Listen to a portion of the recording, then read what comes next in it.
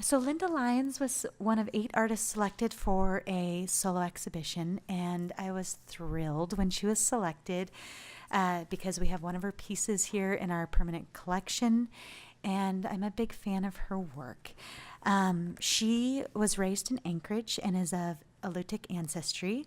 On her maternal side, her family is from Kodiak Island. She's one of those artists who both studied art and science. She has a degree from Whitman College in biology, and then she went on to study art in Chile at the Escuela de Bellas Artes de Vina del Mar. And her work is in museum collections all around the state. And she's also received many awards and grants, and just recently was awarded a 2018 National Artist Fellowship from the Native and Arts Culture Foundation of Vancouver. So congratulations, Linda. That's very exciting. I'd also like to let you know it is Women's History Month, and this month the museum is highlighting women artists in our permanent collection, and we are using hashtag 5womenartists. It's actually a campaign that's international, and it was started by the National Museum of Women in the Arts, and Linda Lyons is our first artist that we're recognizing from our collection. And you can see throughout the month of March, you can see artists that we are highlighting on our social media pages, Facebook, Instagram, and Twitter. And I believe I think that's it. I think without further ado, yes, Linda, thank you so much.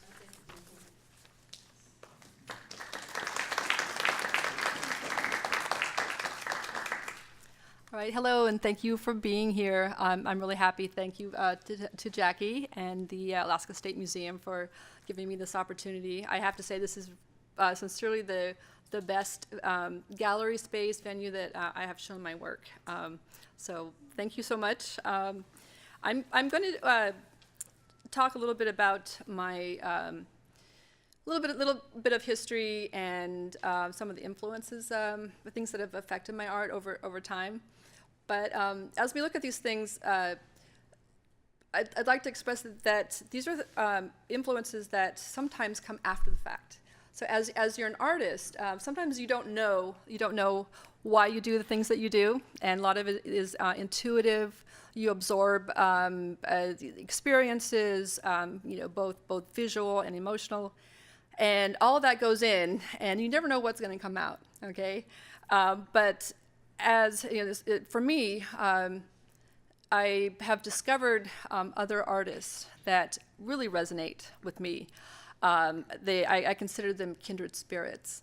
So although they weren't there at the beginning when I was first starting, it was a way of understanding why I do what I do. There's a lot of convergence in a particular aesthetic style and subject matter and the underlying foundation of the work. And it's interesting how those things connect.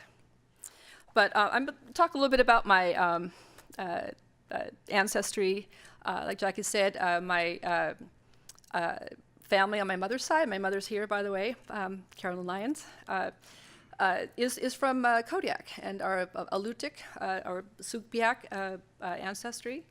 And they also, as Kodiak was one of the central, Russian colonies, there is a lot of Russian and Scandinavian ancestry in the people who are from Kodiak. So that is a big part of our history as well. This is my great-grandmother, Catherine Reft, and my great-aunt.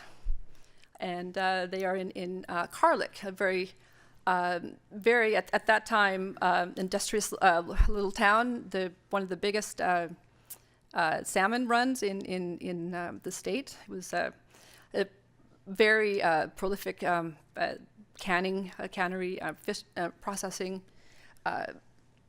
operation. Let's see where are the arrows here. Here we go. And this is the Karlik River as it winds its way down to the sea. Karlik is located on the the western side of the island, sort of near Shelikof Straits. So you're kind of looking over at Katmai from that side of the island. So this is a trip that I took a couple years ago to make art with the kids in the village of Karlek. Population 37. It's very tiny. And you can see the Karlek River as it winds its way to the sea. And there's a little spit there at the end. You can see the village. This is the new village. They had to move the old village because of advancing seas and erosion. But there on the left, can you see the little blue homes there? This is also the home of the Kodiak brown bear.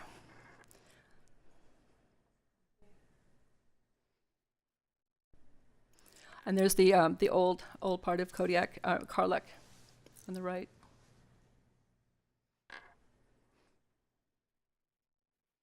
Okay, and you can see the Russian Orthodox influence. And later on, I'll show you some work. I have been focusing on that part of my history or my ancestry, is the influence of the Russian Orthodox Church. And a lot of these little villages have a Russian Orthodox church. This one's seen better days, but it's still there, and it's very interesting. There's a little close up. You can see across the Shelikof Straits at what would be Katmai, that area.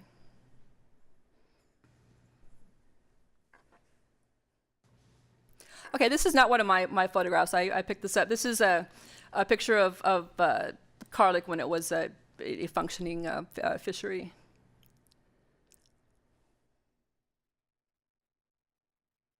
Okay, and as Jackie mentioned, I studied art in Chile. I actually lived in Chile for about 15 years. I was there from 1982 to about almost 2000. So it's a wonderful country. I felt right at home. This is the Viña del Mar Fine Arts School, which is on the coast. And it was also during, if you're interested, during the time of the military regime. So most of the time that I was there, a good part of it was under the military dictatorship. So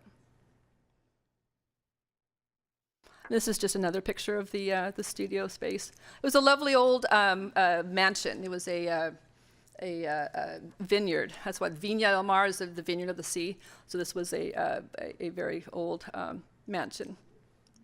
And this is Valparaíso, which is sort of a sister city. They all blend together, Viña and Valparaíso. This was a really important port when whaling ships needed to cross in the Southern Sea through the Magellan Straits to come up into the Pacific and continue hunting whales.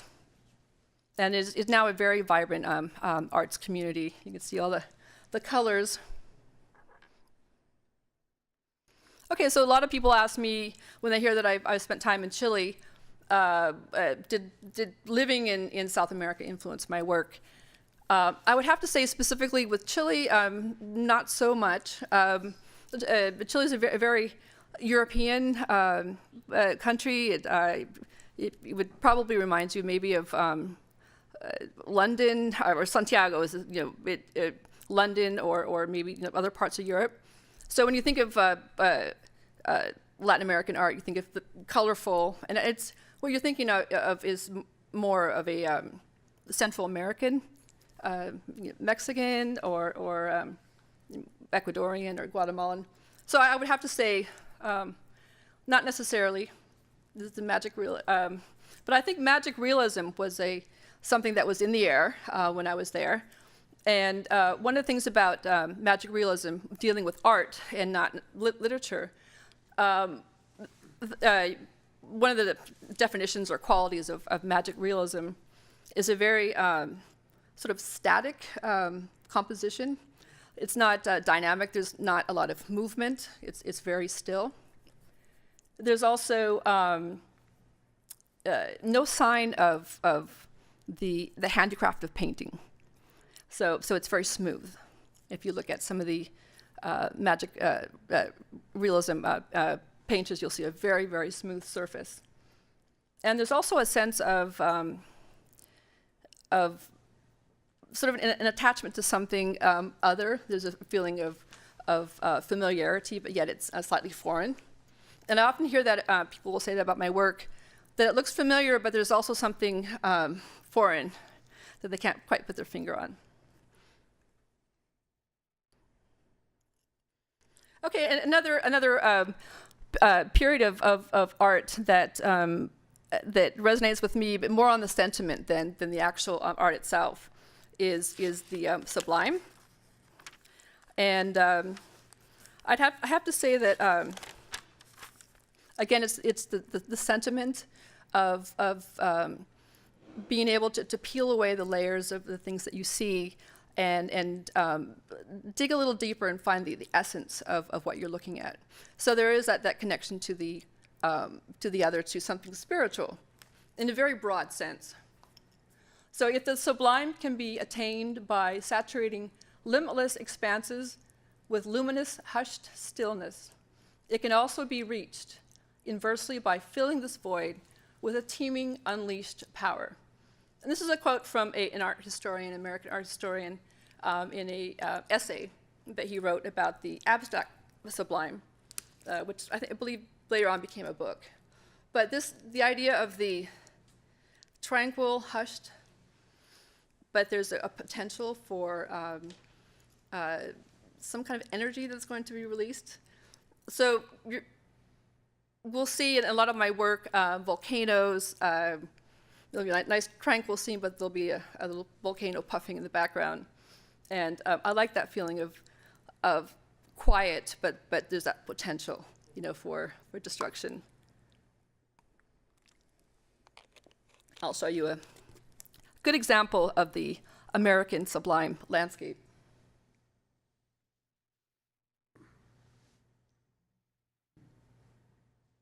Does anyone recognize this painting at all? This is my husband. He's an art historian, so if you have any questions about art history, I am not an art history academic, so he's my go-to. Okay, this is a church, and he has painted an image of a volcano, an eruption, while on a trip to, I believe this was Ecuador. I'm pretty sure. That's Frederick Edwin Church.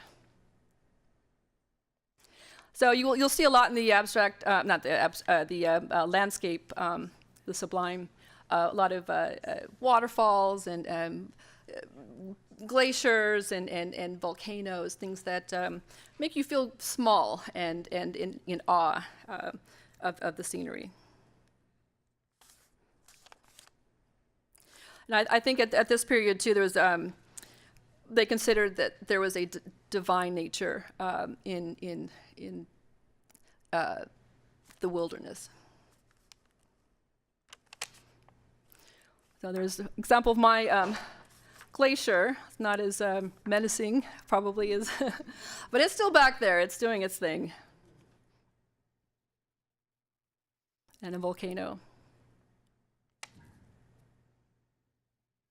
Okay, well, I work in Anchorage. I have a studio in the community of Mountain View.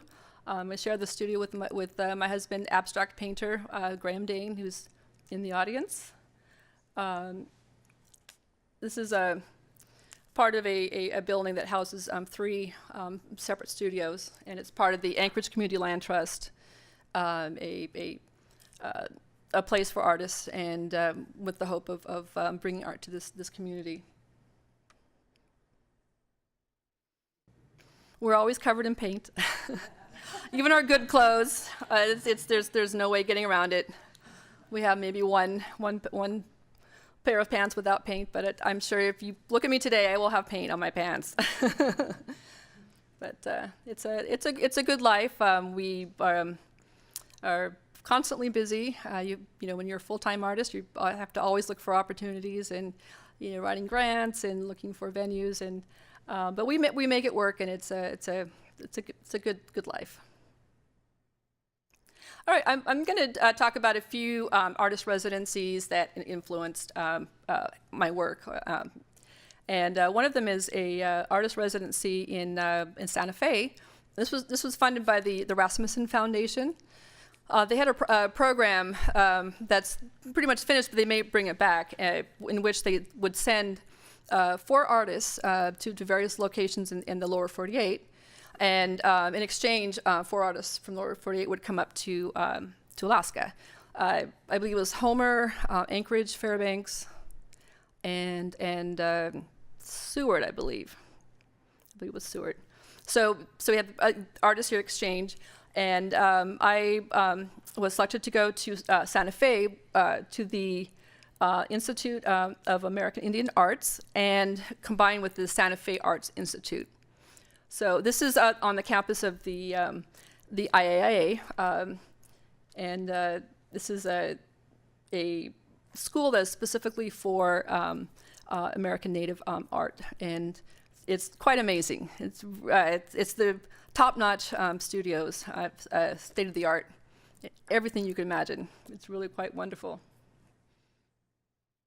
There's a rather large John Hoover carving on the campus. You notice those lovely Santa Fe skies. So every artist had their studio. There's multiple studios, and we lived in the building. It was a nice setup. It was for 2 months, which was a good time.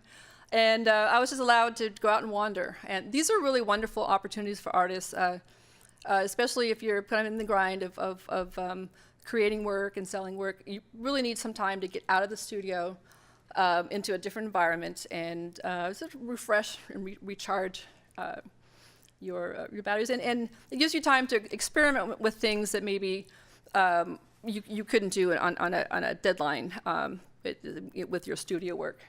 So this is Ghost Ranch. Are you guys familiar with Ghost Ranch? And what female artist? Georgia O'Keeffe, that's right. Yep. And I mostly just wandered around, and I took photographs and sketched. I'm not really a plein air painter. I'm not that quick when it comes to painting. I like to take my time and change things, so I did a lot of sketching. And found some very interesting landforms, very different from Alaska.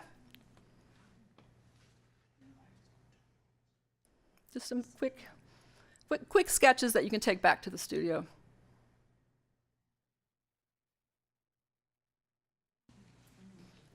I tried my hand at Santa Fe colors and sky. Very different from Alaska, but at the same time is very familiar. I think we're all used to, and maybe not as much here in the Southeast Alaska, but we're used to these wide open spaces. There's not much to have that will stop you from seeing the horizon. You could look out and see the horizon, and that's something about the high desert and deserts in general that seemed very, very familiar. Had a chance to work with charcoal, which is something that I hadn't done a lot, and it was really enjoyable. And also to leave color alone for a while. I work a lot with color, and I really love working in just these monochromatic studies. You really learn a lot, and you get a good sense of contrast and value. But the one thing that I really connected to was the open sky and the clouds. And I ended up spending most of my time just taking photographs. It was the middle of the summer, and believe it or not, there is a monsoon season. I had no idea. And it rained a lot. It would rain, these tremendous thunderstorms, and me, the Alaskan, I'm not used to thunderstorms. I was running around, with my camera, chasing storms, and probably risking my life with the lightning. These wonderful hailstorms, just powerful, powerful weather.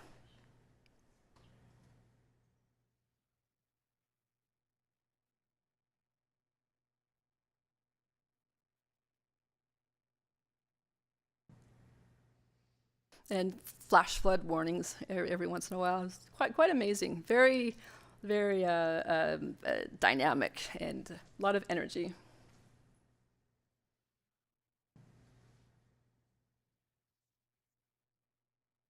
But as I traveled around, there was something about Santa Fe, or that particular area, New Mexico, and probably other states in general, that as an Alaskan, I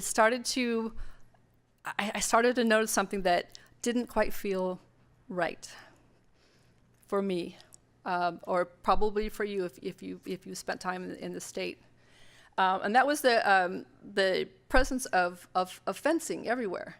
Everything was barbed wire fenced. And it wasn't obtrusive, it was just there.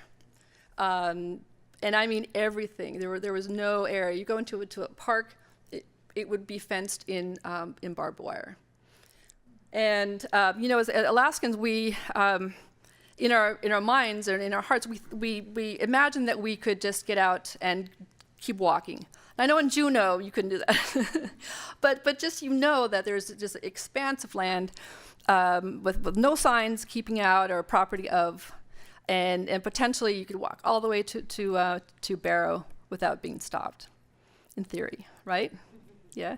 So you're not going to see barbed wire.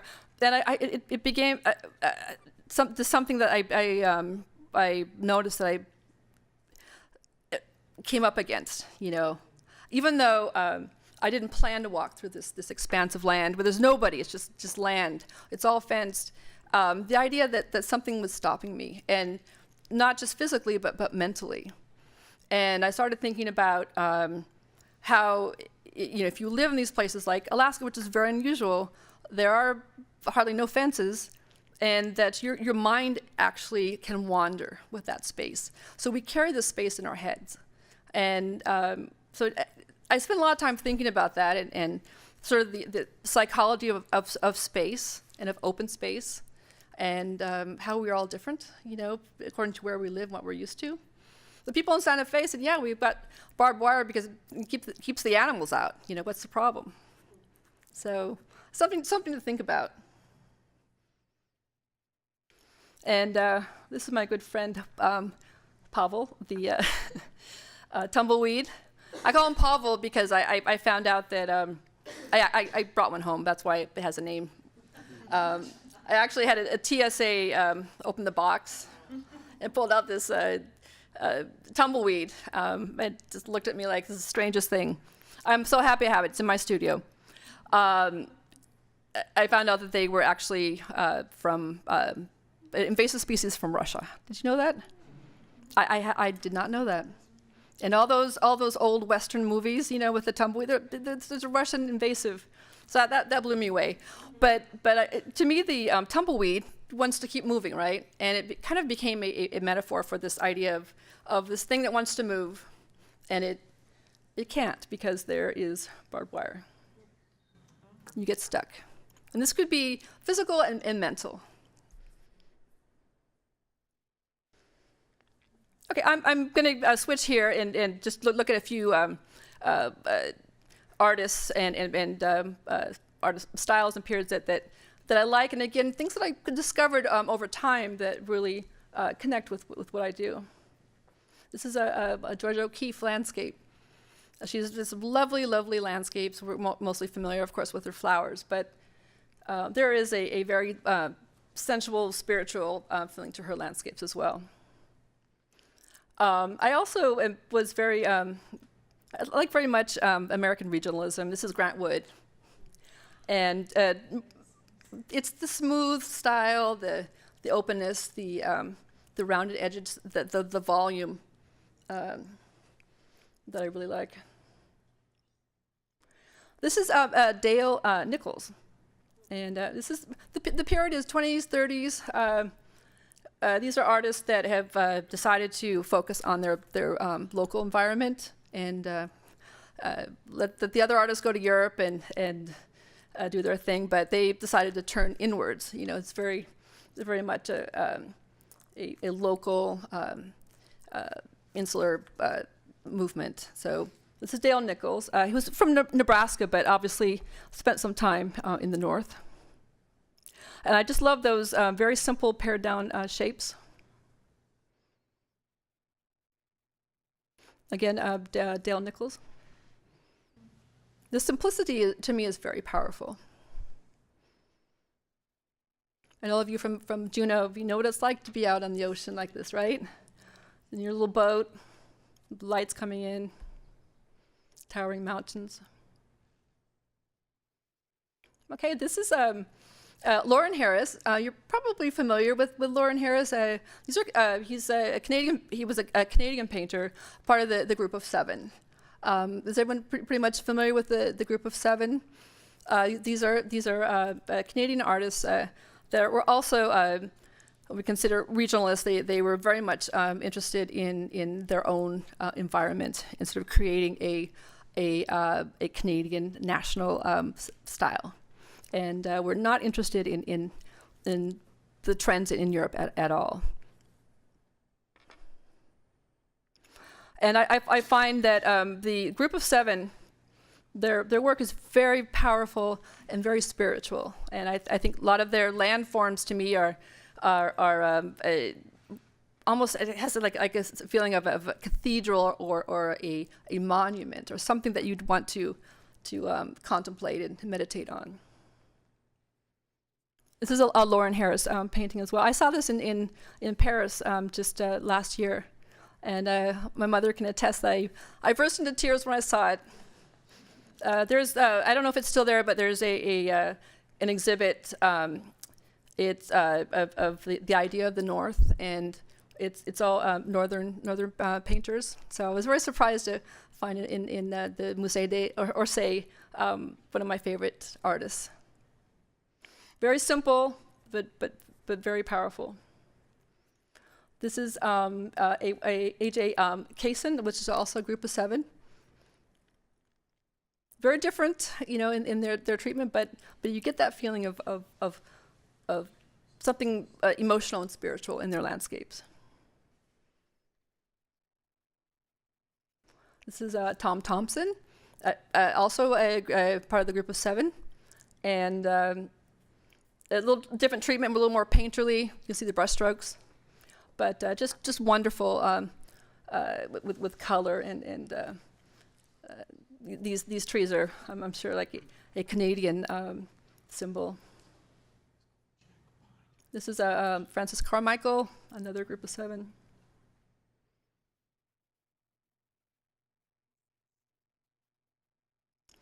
And this is Rockwell Kent, American painter. Actually spent time in Alaska, spent some time on a Fox Island out of Seward. And again, you see those very, very simple forms that have been reduced down to just the bare essence.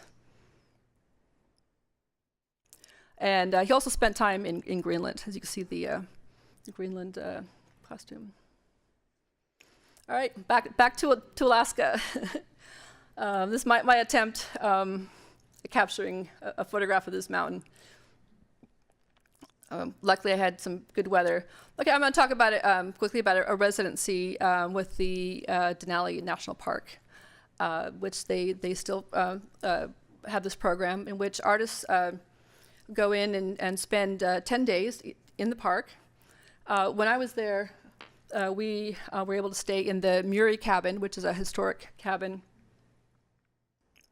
which is the actual home of Adolf Murie, who was the one of the founding fathers of Denali Park. So it's a historic cabin. And I stayed there alone. The windows had and doors had nails on them, pointed side out, and that was for bears, right? There were a lot of bears, and it just kept the bears from forcing their way in.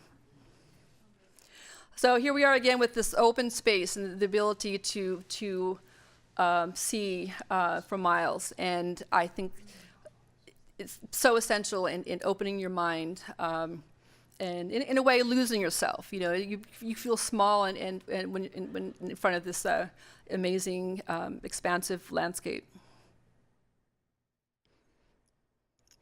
So, and this is just painting in the cabin. Okay, and you'll see some paintings in this exhibit. You might be familiar with this shape here. There is a painting, and I'll show it to you in a minute.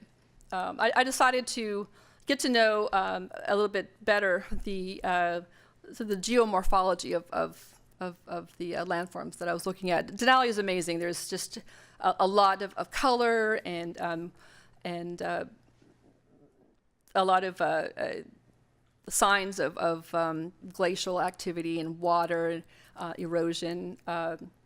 So there are a lot of really interesting things I wanted to understand. So I took photographs and instead of stylizing the mountains, spent more time getting to know them. I always love the alluvial fan is the name of the painting that's out in the gallery here. So there's the photograph, and that's my interpretation.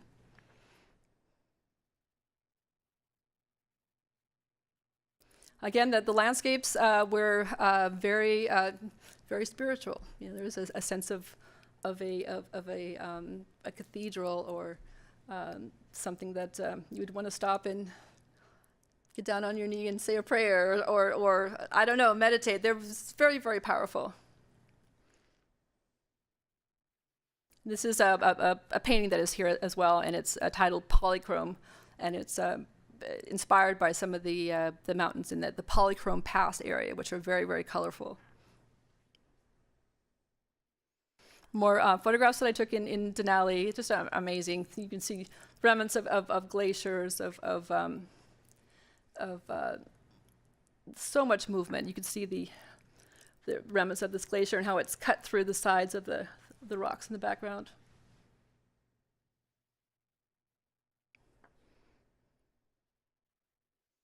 There's another example of signs of water and movement and change.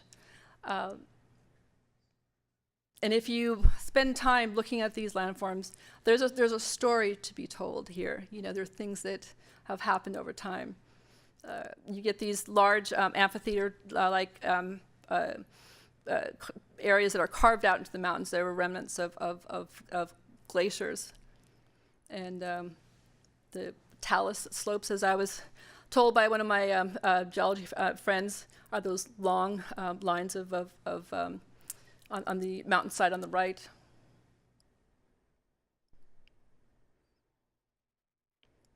And a lot of these amphitheaters, this is the painting called cirques, and the cirque is that bowl that's carved out by the remnants of a glacier as it retreats. And really very beautiful and interesting colors. Okay, and at the end of the residency, you are to provide a painting, donate a painting to the park, and this is my contribution. And we are installing it in the park, one of the park centers.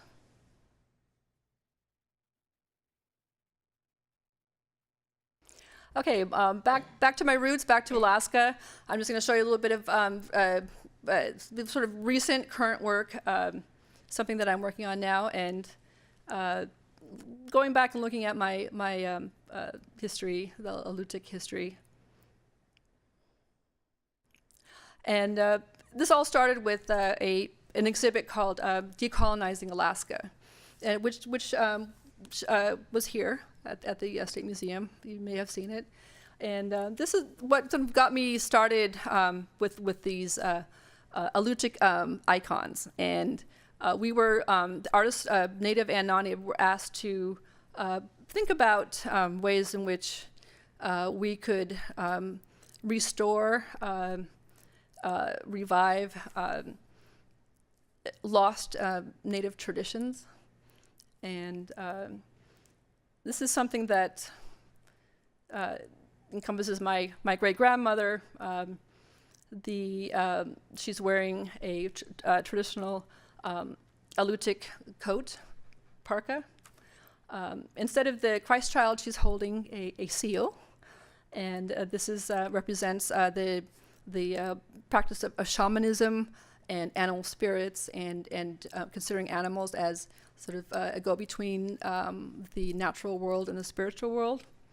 And the thought that plants as well had a meaningful contribution, to their spiritual life. And the little seal pup is holding a sprig of pushki, of cow parsnip.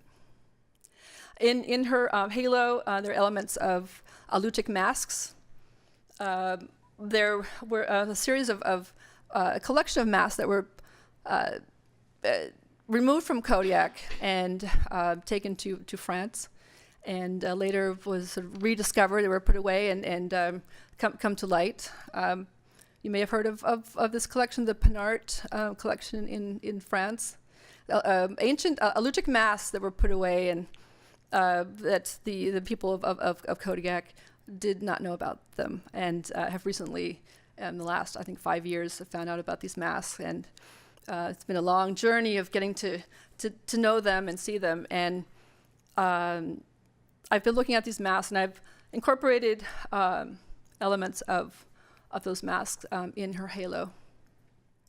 So to me, it was an appropriate way to use the Christian symbols and join them with the aleutic, some relics and artifacts of aleutic traditional culture, and as one, and to honor the aleutic heritage, and elevate and equalize the sort of the power dynamic that has been askew over the years, with the colonizing of both Russian and American European colonies in Alaska. This is an example of one of these masks that are in France.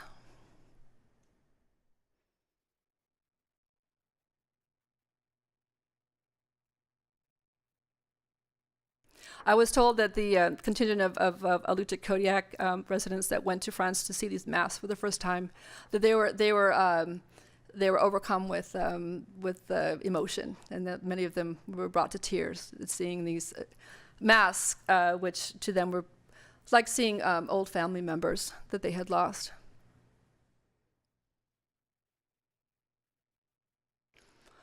So it's another journey for me, a new body of work, and it's always in honor of my my dear grandmother. My dear grandmother. And it's important, these family ties, and we have my granddaughter and holding the photograph of her great-great-grandmother. And I'll show you a few examples of this work, which was on exhibit at Bunnell in Homer, Bunnell Art Center in Homer. There are more of the aleutic masks, and you can see those in her halo. This particular piece was created for a exhibit that focused on the Treaty of Cession with Russia, the Alaska Purchase, and all the marking of the anniversary, 150 years. So the child here is a European blonde child, and the aleutic, the native mothers that raised so many of these children. It is a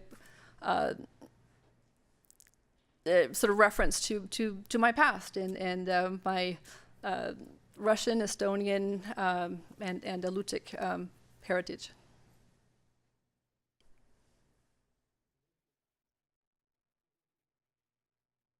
A lot of these are people that I know personally. They're native artists and friends and family. And I believe that is it. Right. So I'll open this up for questions. Does anyone have any questions?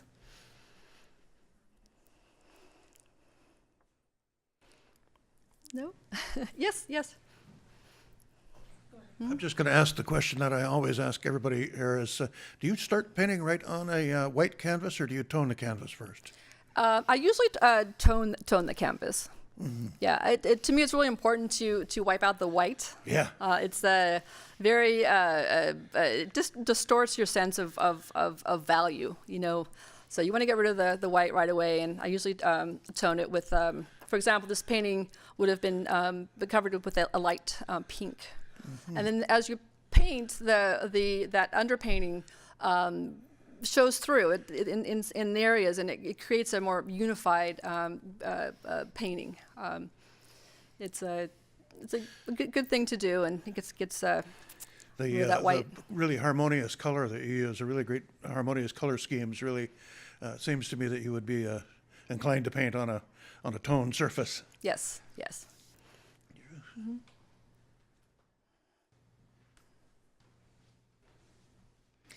Linda, after I purchased one of your paintings in Anchorage at the Blue Holloman Gallery and brought it home before I was able to meet you, I started doing a little research on you on the internet, and I don't know who it was that was discussing a self-portrait, evidently, that you did, and mentioned that it really had elements of Frida Kahlo in it. And Yes. seeing some of your other portraits, that struck me. I wonder if you could comment on that. Okay, that's true, and that was actually one of the very first paintings I did when I was in art school in Chile. I painted a portrait, and one of my fellow students said that looks like a Frida Kahlo painting. And at the time, I was sort of painting in a bubble, so I was just not really doing much research or comparison, looking at other artists. But it is that. The flat treatment, the sort of stylized, that is there, and I can see the resemblance. Mm-hmm. Yep. Any other questions? So, Linda, I believe we had one of your photographs come for, was it Rarefied Light? Did you have work in Rarefied Light? I did, yeah. So was the photography did that come after the landscape painting? Was that something that you were out taking photographs and your photographs are beautiful, or was that something that you were doing first? The photography as an art form, Yes. as fine art, came later. I would take snapshots, as reference photos. Later on, I don't know, I got the bug. I don't know if you ever start taking, really get into photography, you can't stop. And I got a better camera and pretty much spend the rest of my days looking. There's a picture, I got to take this picture. So yeah, it came later, and it relates to the painting, but it's also something very different, because you never know what you're going to find. To me, it's very satisfying. It's immediate gratification. But a lot of these photographs, you take hundreds and hundreds, and you find the ones that work, and it's like hunting a treasure when you go out and taking photographs. And I love the black and white too. It's a nice way for me to get away from the color and focus on something different aesthetically. Mm-hmm. So, any other questions? No? All right. Well, I guess we'll just wrap this up. I wanted to say thanks again to Jackie, to the Alaska State Museum, and the Friends of the Museum for sponsoring the reception. I also have to thank the Rasmussen Foundation, who's been very supportive through their grant program, the residencies, and the Alaska State Council on the Arts as well, with their generous art grants to individual artists. And I'm very excited about this fellowship with the Native Arts and Culture Foundation. It's a year-long fellowship, and also I want to give my gratitude to that foundation and for supporting artists. All right, thank you for coming. I really appreciate it. Thank you.